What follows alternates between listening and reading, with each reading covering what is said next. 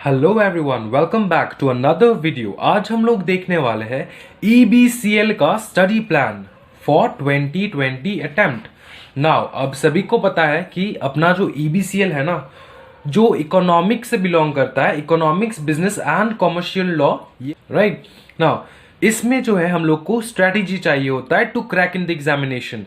यार पता है EBCL में ना आपके 24 चैप्टर्स हैं। अभी ये जो 24 चैप्टर्स है ना, this subject is, I tell you, this is like GIGL। It is one of the most interesting chapter in the entire list of subjects in CS executive. Now what do you have to understand over here कि students क्या करते हैं। पहले मैं आपको गलती समझा देता हूं, क्योंकि ना अगर आपको गलती समझ में नहीं आएगा ना तो आपको लगेगा कि यार ये तो इजी था, ये तो पता ही था हमें, हम तो ऐसे ही करने वाले थे।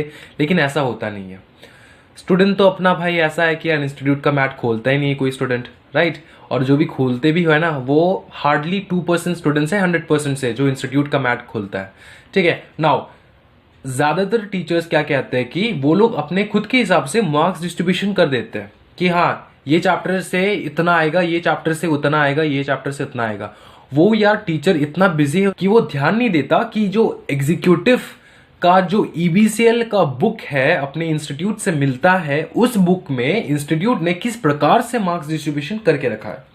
Now see, first I'll tell you there are 24 chapters. Now 24 chapters are huge, isn't it, to cover in one day. For example, आप सोचो यार एग्जाम के पहले दिन आप 24 चैप्टर्स रिवाइज करेंगे, उसके बाद you have to give the examination.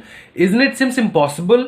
लेकिन यार इम्पॉसिबल होता नहीं है, बहुत ही ज्यादा पॉसिबल है ये चीज, ठीक है। The only thing is that from day one you have to have a strategy with yourself कि हम ये सब्जेक्ट कैसे प्रोग्रेस करेंगे, कैसे इन सब्जेक्ट से निपटेंगे, राइट।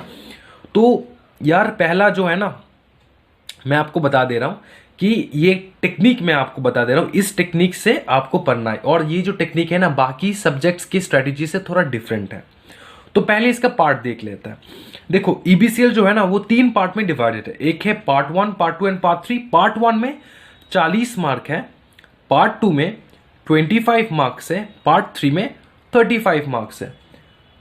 और पार्ट 1 में जो है ना उसमें 11 चैप्टर्स आता है। और ये जो 25 मार्क है ना वो बस एक ही चैप्टर से आता है। अब बताओ यार, ये लॉटरी नहीं लगा आपका? This is a lottery chapter, okay. एक चैप्टर 25 मार्क्स का, कैन यू इमेजिन ना। वो चैप्टर कौन सा है? ये जो चैप्टर है ना ये है कंपटीशन एक्ट। कंपटीशन एक्ट है इस चैप्टर का नाम, जो कि 25 मार्क्स का आता है। और यह मैक्सिमम स्टूडेंट्स ऐसा होता है ना कि एग्जाम में छोड़ के चले जाते हैं ये chapter. Do you know why? Because they never knew that this chapter carries 25 marks for your examination. तो ये आपका बोनस मैंने दे दिया कि आपको बता दिया, ये चैप्टर है ना 25 मार्क्स आता है एक चैप्टर से, okay.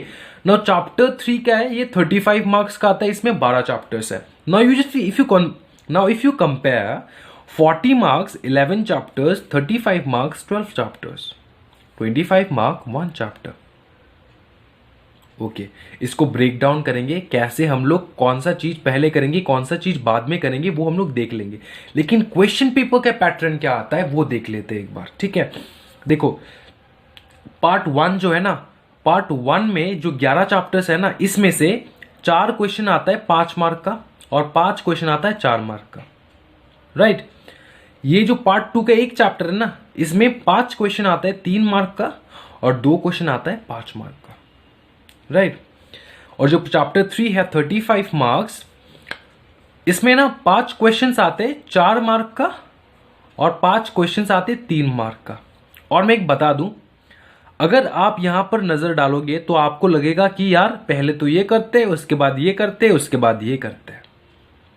Let me remind you something, इसमें भले ही 12 चैप्टर्स है 35 मार्क्स के लिए, लेकिन ये जो पार्ट 3 है ना ये सबसे इजी रहता है। 40 मार्क्स 11 चैप्टर से ज्यादा इजी रहता है, 35 मार्क्स 12 चैप्टर्स। अंडरस्टूड? क्यों बताऊं? क्योंकि इन दो कैटेगरी में ना डिस्टिंग्विश बिटवीन नहीं आता, लेकिन पार्ट 3 में जो है ना डिस्टिंग्विश बिटवीन आता है,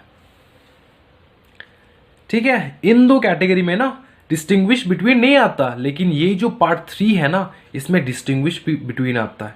1 एंड पार्ट 2 में डिस्टिंग्विश बिटवीन नहीं आता। ओके, इसमें सिर्फ एक ही चीज टफ आता है, वो केस लॉ। और आपको बता दूं मैं, अगर आपको कंसेप्ट पता है ना चैप्टर का, तो ये जो केस लॉ है ना, ये आपको नर्सरी वाला केस लॉ लगेगा देखने में। Understood? Being a common student, if you have not given examination, तो आपको पता कैसे चलेगा, राइट? तो मैं आपको बता दूं, ये जो पहला तो ये चैप्टर पकड़ना ही है, राइट? उसके बाद ये पकड़ने का सोच रहे होगे आप, राइट? उसके बाद आपने सोचा कि यार 12 चैप्टर्स 35 मार्क्स ये नेगलेक्ट करते ना यार, कोई प्रॉब्लम नहीं है यार। ऐसा नहीं है भाई। सही बात तो ये है ना कि ये जो 35 मार्क्स है ना, ये सबसे ज़्यादा इजी रहता है स्कोर करने के लिए, क्योंकि यहाँ पे डिस्टिंग्विश बिटवीन रहता है और केस लॉ रहता है। केस लॉ में मज़ा क्या है यार, केस लॉ में 3 पैराग्राफ बना के लिख लो, उसके बाद थोड़ा तो मार्क्स मिल जाएगा आपको। अगर आपने थोड़ा सा भी प्रोविजंस घुसा दिया, थोड़ा सा भी मीनिंगफुल लिख दिया, तो कुछ तो मार्क्स मिलेगा ना। लेकिन अगर सोचो आप, इन कैटेगरी में अगर आपने कोई क्वेश्चन नहीं आता आपको, मतलब उसका मीनिंग ही समझ नहीं आता, उसको आपको मीनिंग ही समझ नहीं आ रहा क्वेश्चन का, ठीक है, उसका जो डेफिनेशन पूछा वो डेफिनेशन ही नहीं आता, तो आपको खाक मार्क मिलने वाला है? नहीं मार्क मिलेगा ना, 0 मिल जाएगा। लेकिन this part has a great chance for scoring marks, 35 marks for 12 chapters. और इंटरेस्टिंग मैं बात बताऊं आपको, ये जो EBCL है ना, ये मतलब क्या बताऊं ना, ये एक जादू का पिटारा जैसा है। ये जो 11 चैप्टर्स है ना, ये चैप्टर्स सबसे ज्यादा इजी चैप्टर्स है। यस, इस चैप्टर्स में मार्क्स स्कोर करना इजी है, लेकिन इस चैप्टर्स में ये चैप्टर ही ज्यादा इजी है। अंडरस्टूड? ये जो 12 चैप्टर्स है ना, इसमें मार्क्स स्कोर करना इजी है, लेकिन ये जो 11 चैप्टर्स है ना, ये चैप्टर ही भैया इजी है।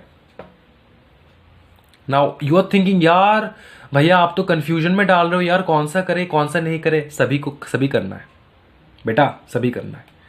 पार्ट 1, पार्ट 2, पार्ट 3 करना है, लेकिन प्रेफरेंस देके।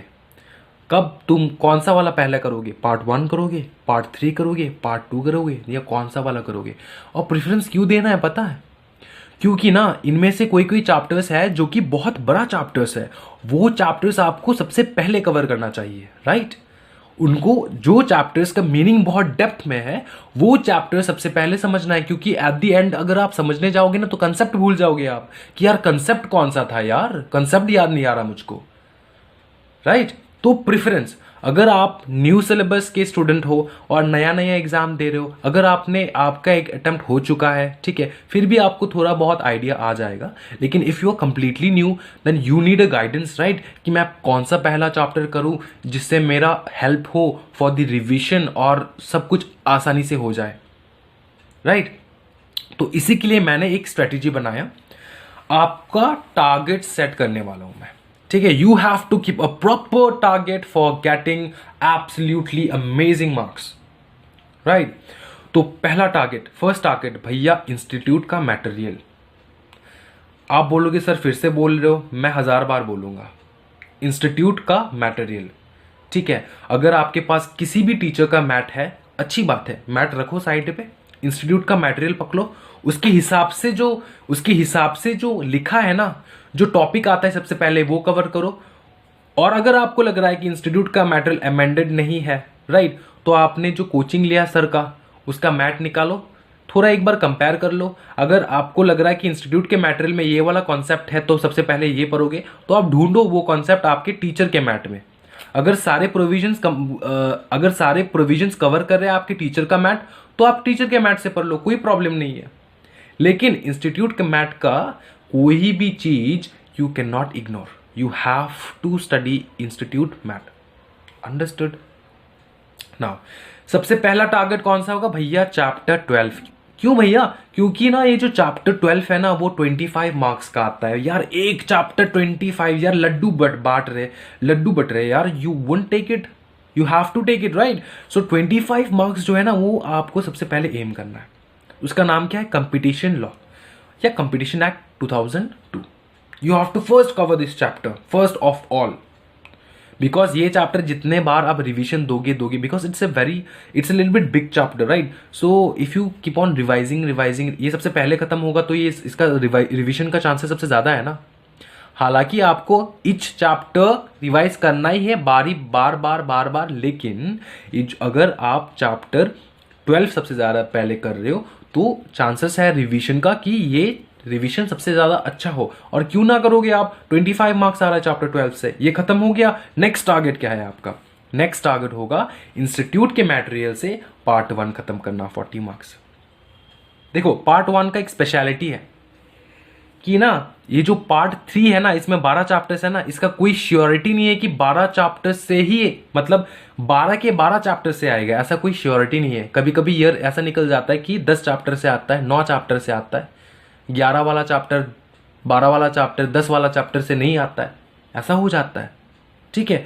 लेकिन ये जो पार्ट 1 है ना, ईच एंड एवरी चैप्टर से क्वेश्चन आता है भैया, each and every chapter you have to equally divide your concentration in each of the chapters, और each and every chapter आपको अच्छे से पढ़ना है, बिकॉज every chapter से एक क्वेश्चन आ ही जाएगा भैया, सही मैं बता रहा हूं मैं। You can not ignore any chapter, इसीलिए सेकंड टारगेट आपका पार्ट 1 होगा 40 मार्क्स का कंप्लीट।